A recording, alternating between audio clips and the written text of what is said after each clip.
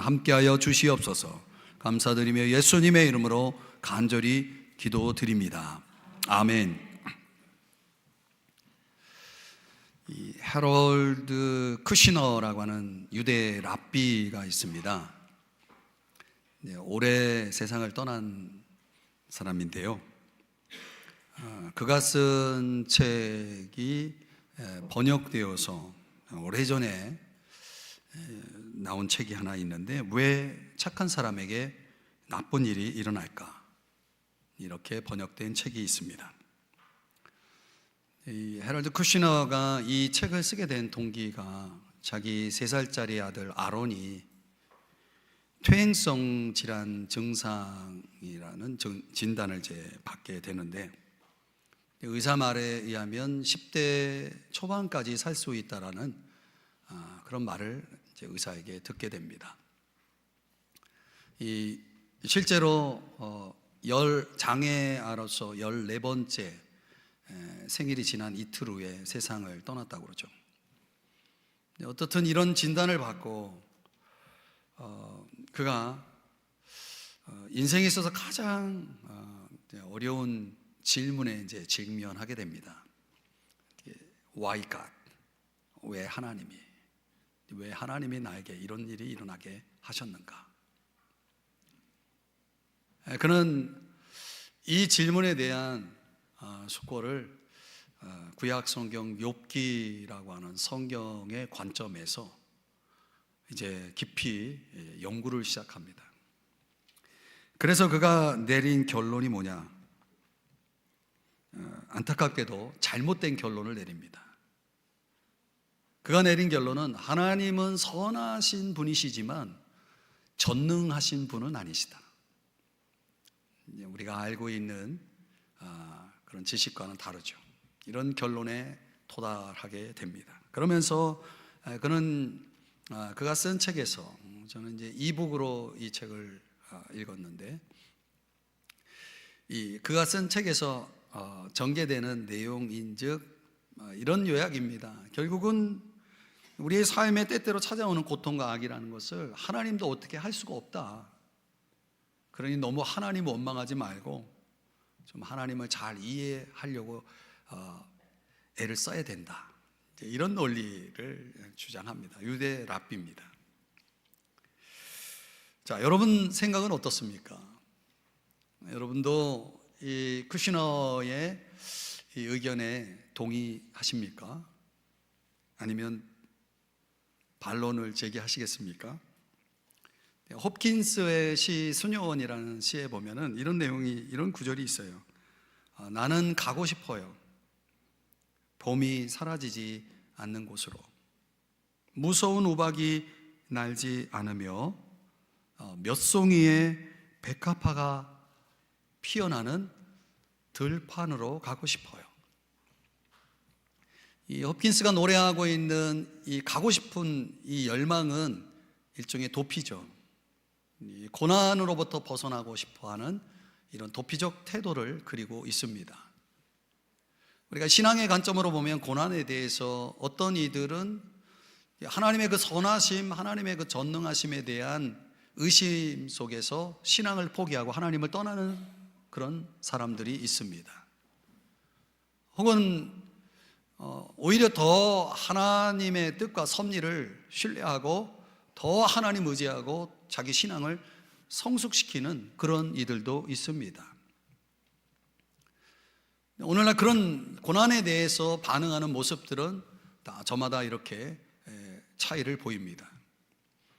1세기 그리스도인들에게 있어서는 어떤 고난에 대한 어떤 태도를 가지고 있었냐면은, 이 고난을 잘 견뎌내는 것이야말로 하나님이 선택하신 증거라는 신앙을 가지고 있었다는 거예요. 하나님이 나를 선택하신 증거가 뭐냐? 내가 고난 속에서 얼마나 잘 견디고 있느냐로 그들은 그것을 가늠했다는 것이죠. 오늘 성경 우리가 이제 지난주에 이어서 에베소 교회를 봤고, 이제 오늘 서머나 교회의 모습을 보는데, 이 서머나 교회가 위치했던 서머나라고 하는 도시는 아주 굉장히 부유한 도시고, 거기에다가 로마 황제를 숭배하는 그런 도시로서 아주 중심 도시였습니다. 당연히 그런 이 백그라운드가 이 서머나 교회 성도들의 신앙적인 여건, 환경은 굉장히 어려웠을 것이 예상되죠. 아주 극렬한 고난이 그들에게 있었다는 것입니다. 그걸 다 감내하고 신앙을 지금 지켜나가는 가운데 주님이 서머나 교회를 향해서 하신 말씀이 뭐냐? 10절 말씀에 보면은 너희들이 장차 받을 고난을 두려워하지 말라. 12일 동안 너희들이 고난을, 환난을 받을 것이다 라는 이런 말씀을 하시는 겁니다. 고난에 대해서, 고난이 끝이 아니라 계속 지금 고난 중에 있는 그들을 향해서 또 앞으로 있을 고난까지라도 너희들이 이걸 두려워하지 않고 잘 견디라 라고 말씀하고 있는 거죠. 자, 오늘 이 서머나 교회를 향해 주님이 하신 말씀 가운데서 오늘 이 시대를 살아가는 그리스도인된 우리들에게도 여러 가지 형태의 고난이 찾아올 때, 또 고난 중에 있을 때 우리가 그 고난을 이겨내는 비결로서 우리 그리스도인들이 가지고 있어야 될 성경적인 시각이 있습니다. 이 하롤드 쿠시너가 내렸던 그 결론이 그런 방향의 결론이 아니라 성경이 보여주고 있는 그런 안목을, 이 고난을 극복해낼 수 있는 비결 차원에서 우리가 세 가지 안목을 오늘 본문 속에서 깨달을 수가 있습니다. 그 내용을 한번 살펴볼까요? 첫 번째로, 우리의 고난을 주님이 아신다는 겁니다. 한번 따라 하실까요? 주님이 아신다. 자, 여러분, 오늘 본문 8절에 우리가 아까 읽었죠. 거기 보면 주님이 어떤 분이라고 소개합니까? 처음이요 마지막이요 라고 말하고 있습니다. 이 표현의 의미는 이 역사 전체를 주관하시는 주권자라는 뜻을 가지고 있습니다. 그 모든 것을 주관하고 있는 분이기 때문에 지금 내가 어떤 상태에 있든지 간에 내 인생의 시작도 그분은 아십니다. 내 인생이 어떻게 시작되었는지를 아시고 내 인생의 마지막까지도, 내 마지막 모습도 그분은 아시는 분이시라는 거죠.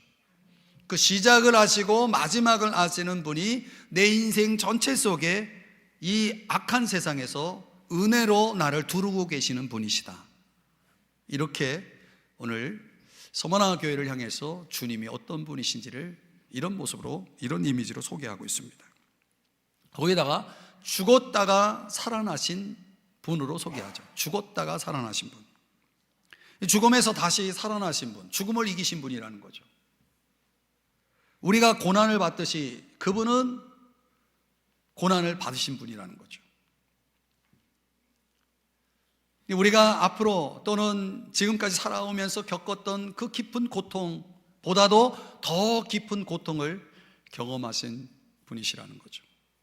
그 괴로움, 우리가 겪는 그런 괴로움이나 의심이나 두려움, 이 모든 것들을 다 경험해 보시고 그걸 견뎌내시고 그걸 극복해내신 분이다.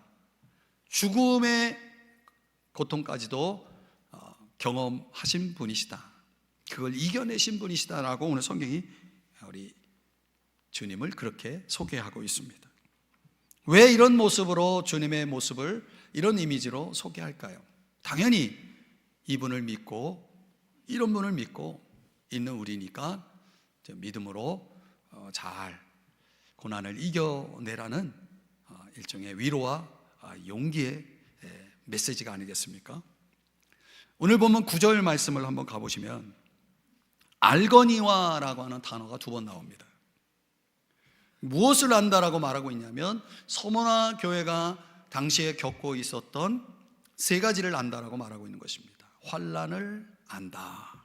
이 환난은 문자적으로는, 단어적으로는 무거운 물건 밑에 눌려가지고 이 부서지는 그런 형태를 얘기합니다. 엄청난 무거운 물건에 눌려가지고 내가 부서지는 경험, 신앙으로 겪는 극심한 시련의 모습을 그린 단어입니다. 거기에다가 문자적으로는 아무것도 소유하지 못한 궁핍, 극한 가난의 처지에 있었다라고 하는 것을 안다라고, 아신다라고 말씀하는 거죠. 그래서 서머나 교회가 황제 숭배를 거절하고 그들의 그 순수한 믿음을 지켜나가기 위해서는 그들은 그 사회 공동체가 황제 숭배를 근거로 해서 길드, 일종의 노동조합에 들어갈 수 있는 그런 조건이 되었기 때문에 그들은 이 황제 숭배를 거절한 대가로 실업자가 되었고, 그래서 경제적으로 상당한 궁핍에 처할 수밖에 없는 그런 처지가 되었던 것이죠. 신앙을 지킴으로 인해서 겪는 재정적인 빈곤을 주님이 아신다라고 말씀하신 것입니다.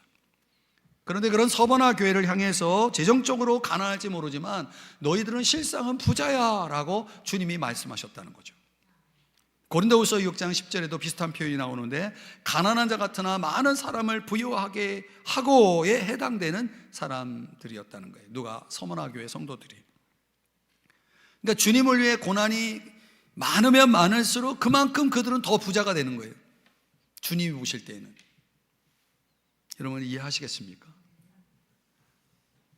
거기에다가 유대인들로 인해서 받는 비방을 안다라고 또 말씀을 하는 겁니다. 당시 서머나에는 많은 유대인들이 있었는데 그들이 다 부자예요. 돈이 많아요. 이 돈이 많은 유대인들이 로마 제국의 관리들을 매수해가지고 돈으로 매수를 해서, 우리는 우리의 그 유대 신앙으로는 황제 숭배를 할 수 없으니 좀 봐줘라. 이렇게 해서 그들은 황제 숭배를 하지 않으면서도 그 서머나 도시에서 잘 먹고 잘 살 수 있었다는 거죠. 그러면서 기독교인들에 대한 그 자세는 뭐냐면 그들을 아주 비방하고 박해하는 일에 앞장섰다는 거죠. 오늘 성경은 그렇게 표현하고 있는 겁니다.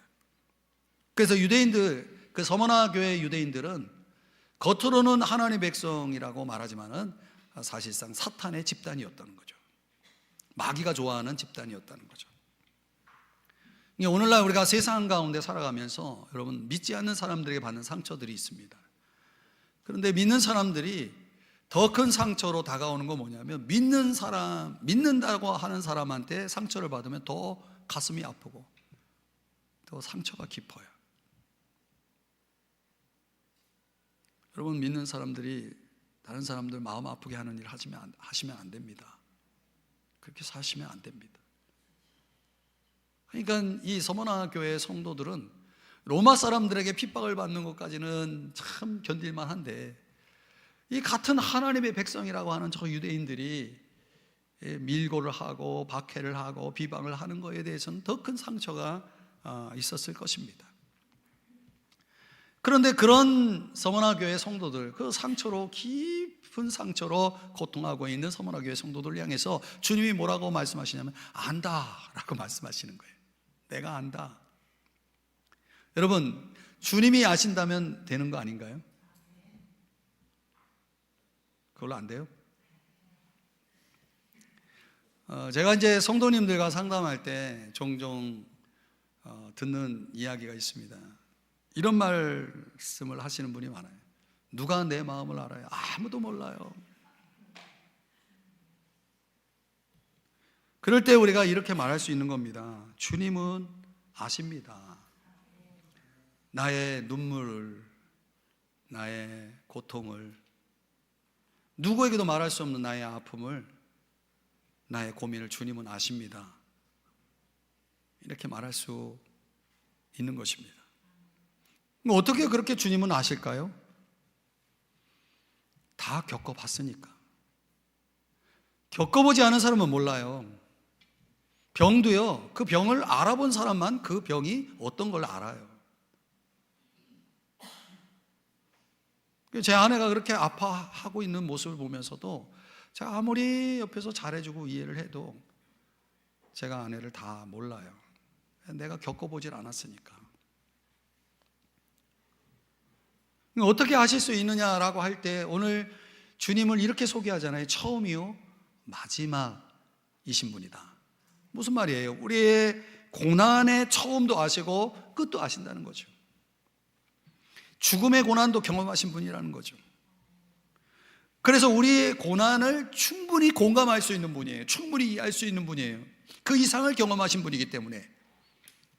그럼 우리가 겪고 있는 고난을 충분히 이해할 사람은 이 세상에 없어요. 왜? 나 같은 고난을 똑같이 경험한 사람은 없거든요. 다 상황이 달라요. 다 처지가 달라요. 다 그 컨디션이 다르거든요. 그럼 여러분, 내가 누구를 이해한다라고 말하지 마세요. 그건 사실 그 사람에게 더 상처가 될 수 있어요. 우리 이해 못해요. 내가 그 사람이 아닌데 어떻게 그 사람을 이해할 수 있어요? 그런데 주님은 이해할 수 있다는 거예요.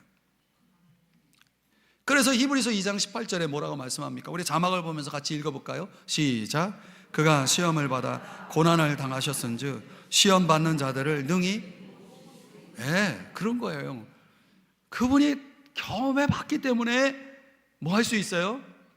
도우실 수 있다는 거예요. 능히 도우실 수 있다는 거예요. 충분히 도울 수 있다라고 말씀을 하고 있는 것입니다. 그러니까 우리의 삶에 찾아오는 우리가 각자 겪고 있는 어떤 그런 삶의 처지나 고난에 대한 이유를 우리는 사실 몰라요. 다 이해할 수 없어요. 그러나 내 인생의 주인이신 주님이 아신다면, 내 인생을 통제하고 계시는 것을 우리가 믿는다면, 그리고 그분이 나를 도와주실 것을 믿는다면 어떻게 해요? 우리는 이겨낼 수 있다는 거죠. 근데 우리의 삶에, 우리의 인생을 흔들어 놓는 인생의 풍랑이 많거든요. 여러분도 다 경험해 보셨잖아요. 저도 많이 경험하고 있는데, 그 인생 풍랑 속에서 정말 필요로 하는 것은요, 딱 하나예요. 오직 주님밖에 없어요, 여러분.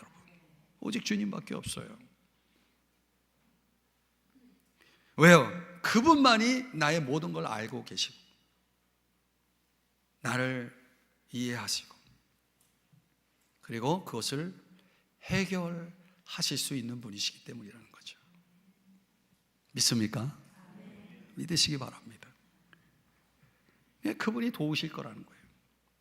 그러니까 우리가 이 사실을 알게 되면 이제 오늘 우리는 주님이 나의 고난을 아시는구나 하면은요, 여러분들이 그 힘듦을 이겨낼 수가 있어요.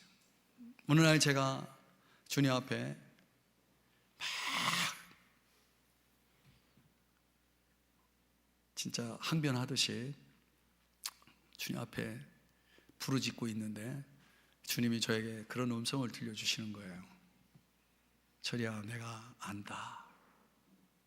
근데요, 주님은 뭐 특별히 말씀하신 것도 아니에요. 그냥 내가 안다라는 음성이 제가 들렸는데, 제 마음 가운데 그 음성을 듣고 나서 제가 막 엄청나게 울었어요. 진짜 하나님 앞에서 엄청나게 울고 딱 나니까 제 마음이요, 얼마나 평안해지는지요. 그리고 제가 그 아픈 시간들을 지나갈 수 있었거든요. 이 주님이 아신다는 이 메시지가요, 어마어마한 메시지라는 걸 제가 깨달았어요. 그래서 제가 지금도 그냥 제 혼잣말로 주님 아시죠? 혼자 이런 찬양을 부르거든요. 주님이 아시죠? 그러니까 주님이 아시면 되는 겁니다. 두 번째로, 우리가 고난을 이겨내는 데 있어서 성경적인 안목으로 가지고 있어야 될 것은, 고난은 끝이 있다는 것입니다. 한번 따라 합시다. 끝이 있다. 자, 오늘 본문 10절 말씀해 보면 주님이 의미심장한 말씀을 하시는 거예요. 너는 장차 앞으로 받을 고난을 두려워하지 말라. 앞으로도 고난이 있다는 거예요. 지금도 지금 겪고 있는 이 많은 고난 속에 있는 서문화 교회를 향해서 주님이 너희들 앞으로도 고난이 있을 거야 라고 말씀하시면서 그걸 두려워하지 말라라고 말하고 있는 거예요. 그러면서 끝에 보니까 너희가 10일 동안 환난을 받을 것이다, 이렇게 말씀하는 거예요. 그게 무슨 말이냐면 앞으로 상황이 더 나빠질 거야. 이건 이제 불난집에 부채질하는 거죠. 앞으로 상황이 더 나빠질 거라는 거예요. 지금보다 더 심한 고난을 너희들이 겪을 거라는 거예요. 실제로 이 말씀이 성취되는데 AD 156년 2월 2일에 서문화 교회 영적 지도자였던 폴리캅이 이제 순교를 당하는 사건이 일어납니다. 황제 숭배를 거절했다는 이유로 체포되어서 그가 순교의 자리로 끌려가는데요, 너가 예수를 부인하고 부정하고 황제의 신상에게 절만 한다면 내가 널 살려주겠다라고 하는 위협에도 그는 이런 고백을 하지 않습니까? 아니 86년 동안 내가 섬겨왔던 주님, 변함없이 일관되게 나를 사랑해 주신 그 주님을 내가 어떻게 모독할 수 있겠는가? 그리고 그 순교회를 기꺼이 맞이하게 되지 않습니까? 오늘 이런 고백으로 당당히 순교를 맞이한 폴리캅의 역사가 있습니다. 근데 이게 17세기의 프랑스 화가로 레이몽 페레라고 하는 사람이 이 폴리캅의 순교화를 그림으로 담았는데요. 그 그림 속 한 구석에 이 손에 이렇게 손이 이렇게 줄에 묶인 채 폴리캅의 순교의 장면을 지켜보면서 다음 차례를 기다리고 있는 한 사람이 그려져 있습니다. 그가 바로 화가 자신이었다고 그러죠. 그러면서 레이몽 페레가 그 작품을 통해서, 폴리캅 순교화를 통해서 전하고자 하는 메시지는 뭐냐면, 순교는 누구라도 경험할 수 있는 것이다 라고 하는 것을, 그 메시지를 전했다고 그러죠. 여러분, 순교는 특별한 사람에게 주어지는 것이 아니라 누구라도 경험할 수 있는 것이다. 오늘 우리가 순교의 삶은 아닐지라도 순교적 신앙을 가지고 정말 신앙생활을 제대로 하고 있느냐, 오늘 그 레이몽 페레가 저와 여러분에게 그 그림을 통해서 그 메시지를 우리에게 던지고 있는 거죠. 그 고난이라고 하는 것은 가능성이 아니라 확실성인 거죠. 내가 예수를 믿을 때에 우리가 그 믿음은 고난의 시작을 알리는 사인인 거죠. 그런데 말이죠, 10절 말씀에 이 단어를 우리가 주목해 봐야 됩니다. 10일 동안. 도대체 이 10일이라고 하는 의미가 뭐냐? 성경적으로 보면 10이라고 하는 숫자는 만수거든요. 이건 뭐냐면 이 학자들은 짧은 기간을 의미하는 것으로 해석합니다. 그러니까 문자적일 수도 있지만은 짧은 기간. 이 말은 무슨 얘기냐면, 주님은 이 고난 배후에 있는 마귀의 계략을 다 알고 계시고 이 상황을 다스리고 있다라고 하는 것을 보여주고 말씀하고 있는 것입니다. 그러니까 분명한 것은 서머나 교회가 고난을 받게 되겠지만은 그 고난이 길지 않을 것이다. 길지 않을 것이다. 이 말은 무슨 얘기예요? 언젠가는 끝이 날 것이다 라고 하는 그런 메시지였다는 것입니다. 고난은요, 끝이 있습니다. 그래서 성경은 이 단어를 종종 사용하는데요, 고린도후서 4장 17절에 보면 그 고난이라는 단어 앞에 잠시라는 부사가 사용됩니다. 잠시 받는 환난. 우리가 겪고 있는 바에 따라 이것이 잠시라고 하는 이 단어와 어울리지 않을 수도 있습니다. 어떤 사람들은 수년, 아니면 어떤 사람은 정말 평생에 걸쳐서 고난 속에 있을 수도 있습니다. 그러나 하나님 보실 때는 다 그 잠시예요. 잠시. 한 점과 같아요. 고난은 영원하지 않다는 것을 우리에게 가르쳐주고 있는 거죠. 그게 영원하지 않다면 우리가 인내할 수 있고 그걸 이겨낼 수 있지 않겠습니까? 제가 아주 큰 은혜 받은 책 중에 폴 트루니에가 쓴 고통보다 깊은이라는 책이 있습니다. 그렇게 번역되었는데, 그 고통보다 깊은이라는 책에 대해서 이제 우리의 삶의 고통에 대한 여러 가지 다양한 시각들을 전해주는 책인데, 거기에 아주 제 마음에 좀 남는 글이 있어요. 그게 뭐냐면, 고난을 터널로 비유하면서, 터널을 빠져나오려면 앞으로 가든지 뒤로 나오든지 둘 중 하나라는 거예요. 그러니까 터널은 앞으로 가든지 뒤로 가든지 해야 빠져나올 수 있다, 이 얘기를 하더라고요. 한번 깊이 생각해 볼 이야기입니다.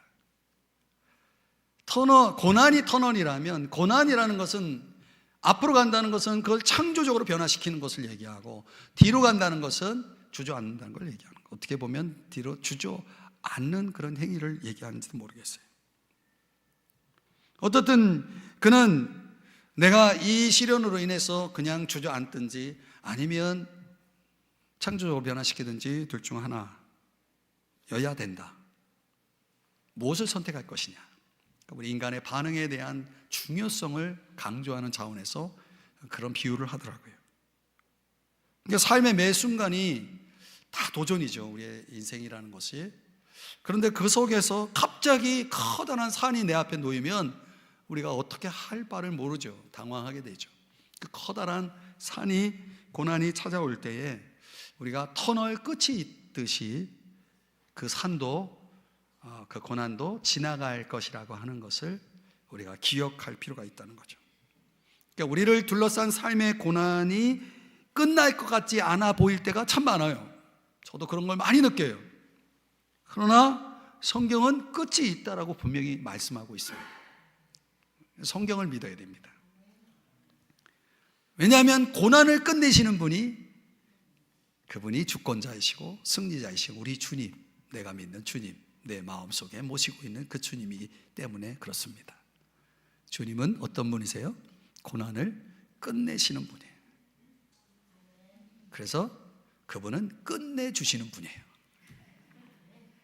그 끝내주시는 분을 믿는 여러분들이 그 고난의 끝을 생각하면서 지금 어떤 상황이든지 여러분들이 그걸 잘 이겨내시기를 주의 이름 축복합니다. 우리가 고난을 이겨내는 비결 가운데서 또 가져야 될 성경적인 안목 세 번째는, 고난은 보상이 있다는 거예요. 서머나 교회가 겪고 있는 고난에 대해서 주님은 두 가지 보상을 약속하십니다.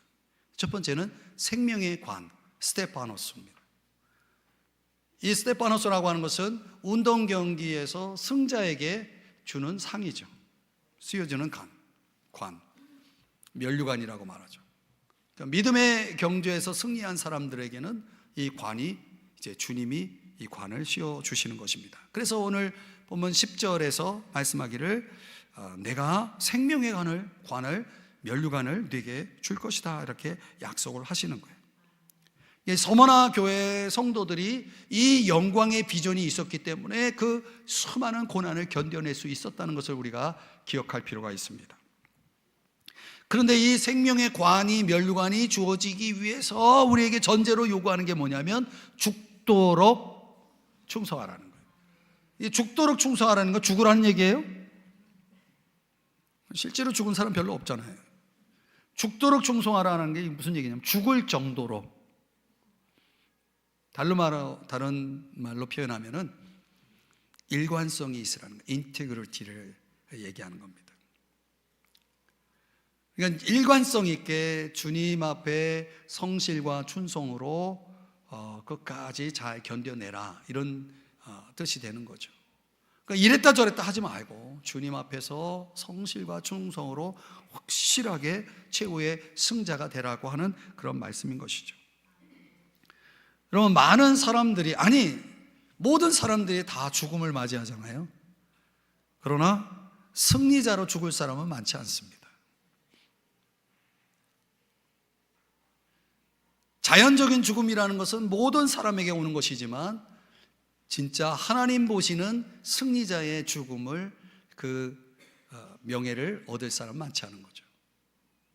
그런 명예를 얻은 사람 가운데 앞서 소개했던 서머나 교회의 영적 지도자였던 사도 요한의 제자 폴리캅은 그런 죽음에 있어서의 명예를 얻은 사람이죠. 그가 순교의 자리에서 이런 고백을 했다고 합니다. 오 사랑하는 나의 주님, 내게 주님의 고난에 동참할 수 있는 은혜를 주시니 주님을 찬양합니다.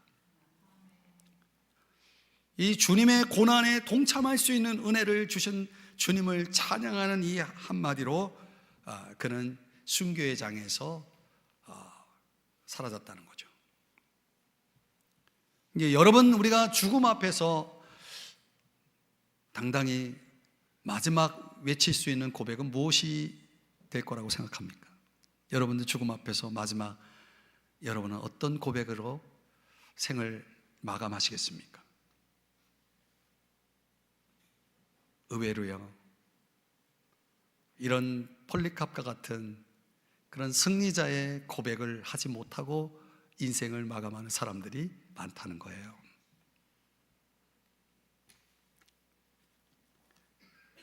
오늘 우리들의 삶 속에 주님이 서머나 교회의 승자됨의 보상으로 약속하신 것, 그 영광스러운 면류관을 쓰게 될 사람들은 얼마나 될까? 과연 나의 충성을 이 서머나 교회에 말씀하신 그 충성에 비할 수 있을까?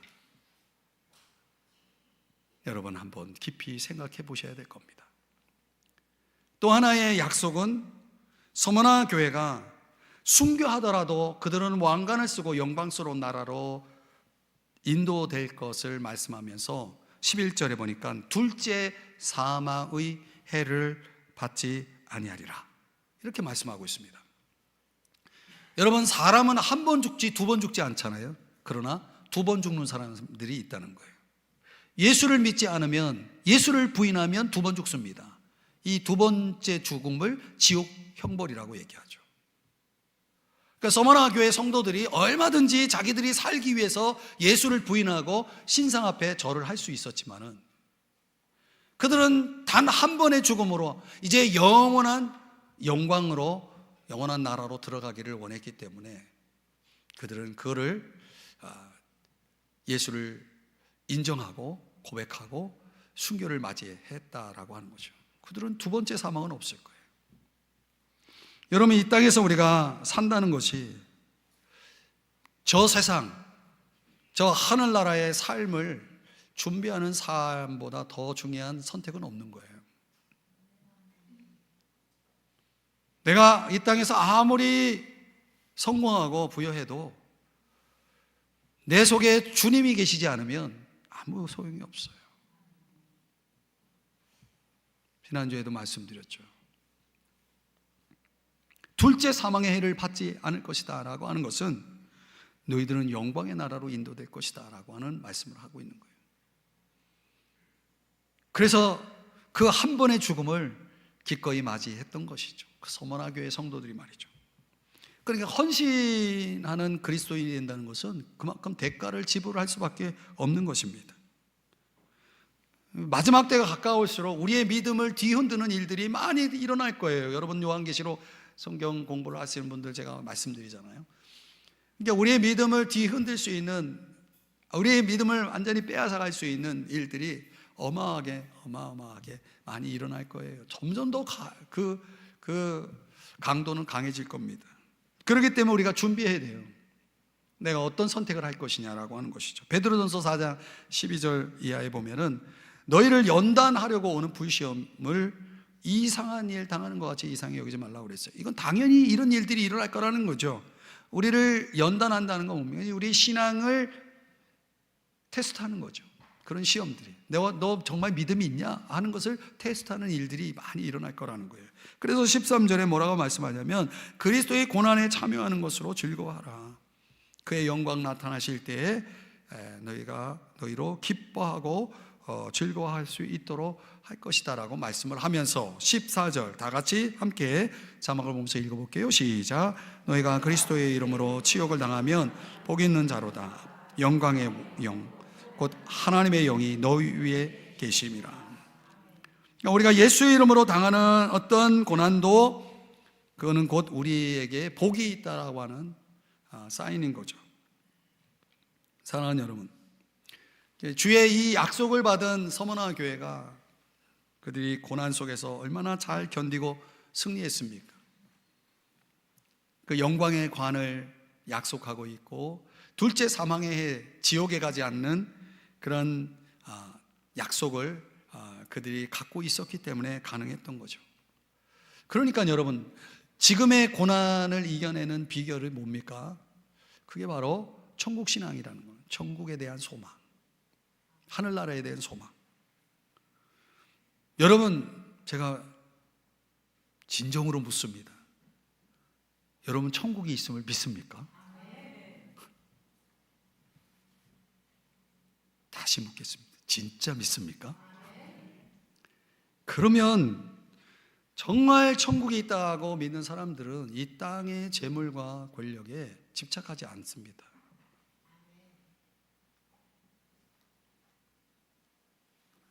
저 하늘에 보물을 쌓아둔 사람이 땅의 보물에 마음을 둘 수 있겠습니까? 그건 거짓이죠. 외식이죠.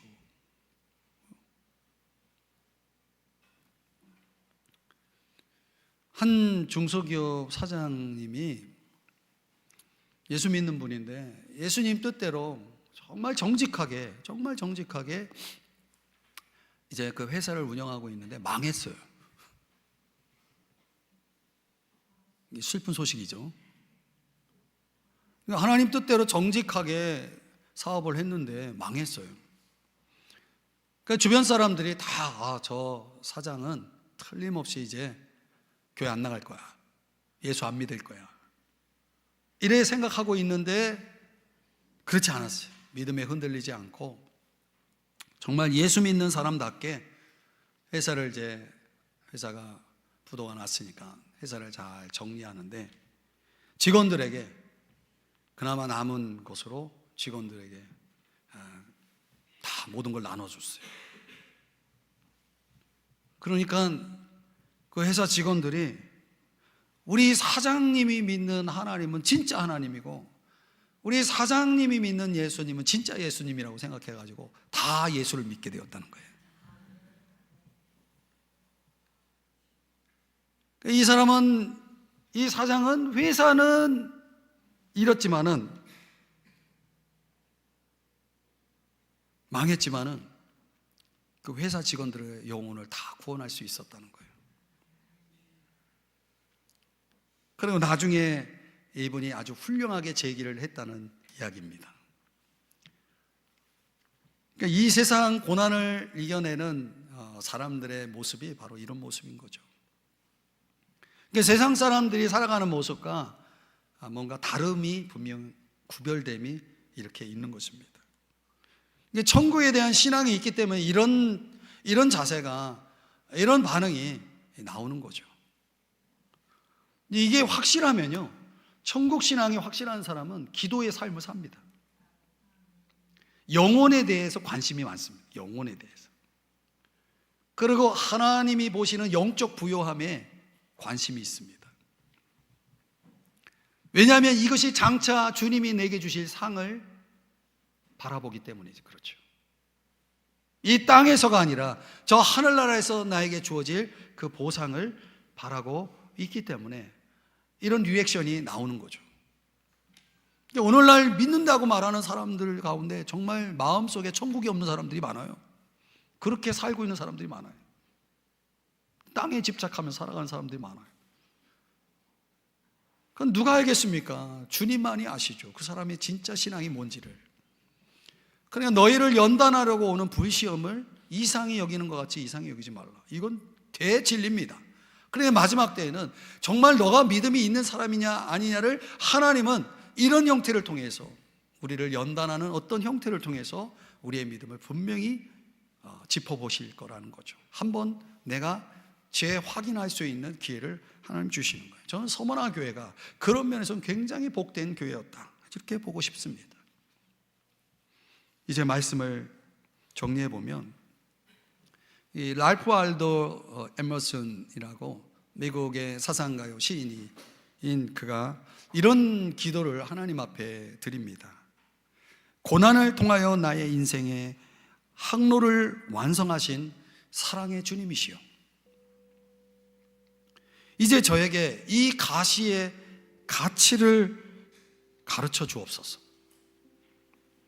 그리하시면 나의 눈물이 무지개 됨을 알겠나이다.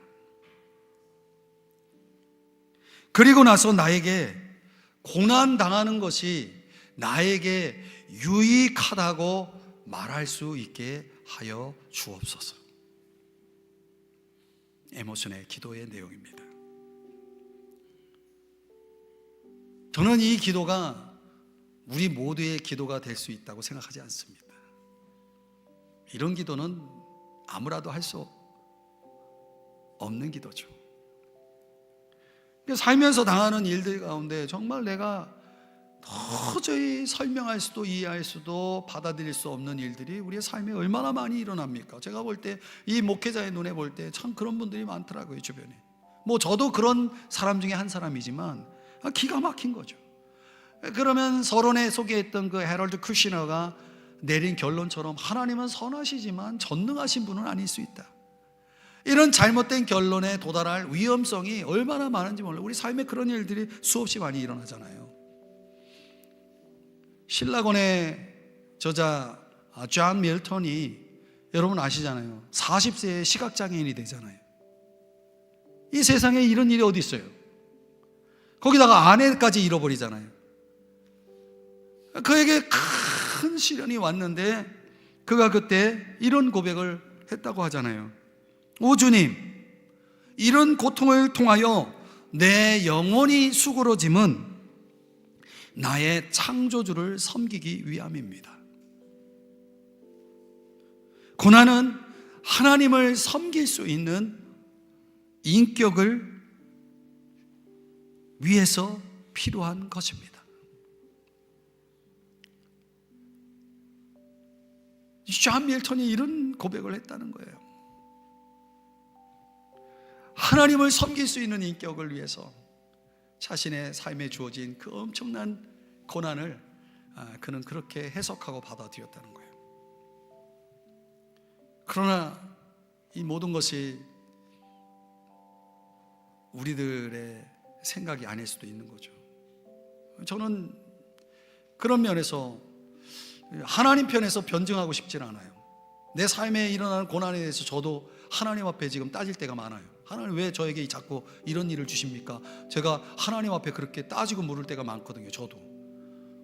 제가 해럴드 쿠시너의 의견엔 동참하지 않지만, 다 동의할 수 없지만은 그가 쓴 195쪽의 책의 내용 속에 내가 맞다라고 동의한 내용들이 상당히 많았어요.